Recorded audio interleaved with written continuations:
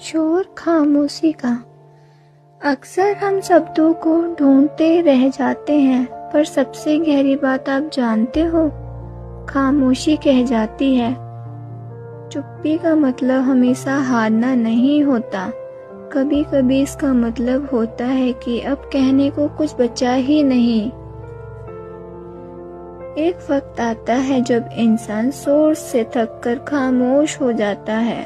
वो खामोशी जो चीखती बहुत है पर सुनाई सिर्फ उसे ही देती है जो दिल से जुड़ा हो। लोग कहते हैं बोलते क्यों नहीं, पर कोई ये नहीं पूछता कि किस बात ने तुम्हें चुप कर दिया है।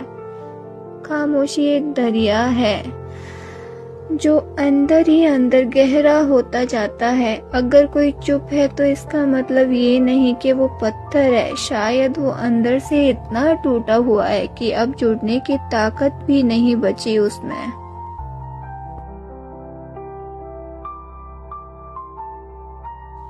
शोर खामोशी का। अक्सर हम शब्दों को ढूंढते रह जाते हैं, पर सबसे गहरी बात आप जानते हो, खामोशी कह जाती है। चुप्पी का मतलब हमेशा हारना नहीं होता। कभी कभी इसका मतलब होता है कि अब कहने को कुछ बचा ही नहीं।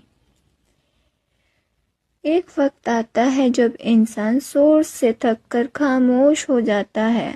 वो खामोशी जो चीखती बहुत है पर सुनाई सिर्फ उसे ही देती है जो दिल से जुड़ा हो। लोग कहते हैं बोलते क्यों नहीं, पर कोई ये नहीं पूछता कि किस बात ने तुम्हें चुप कर दिया है। खामोशी एक दरिया है जो अंदर ही अंदर गहरा होता जाता है। अगर कोई चुप है तो इसका मतलब ये नहीं कि वो पत्थर है, शायद वो अंदर से इतना टूटा हुआ है कि अब जुड़ने की ताकत भी नहीं बची उसमें।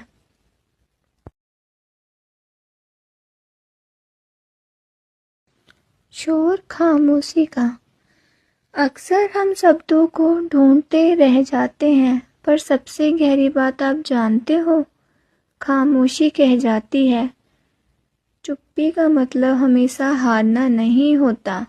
कभी कभी इसका मतलब होता है कि अब कहने को कुछ बचा ही नहीं। एक वक्त आता है जब इंसान शोर से थक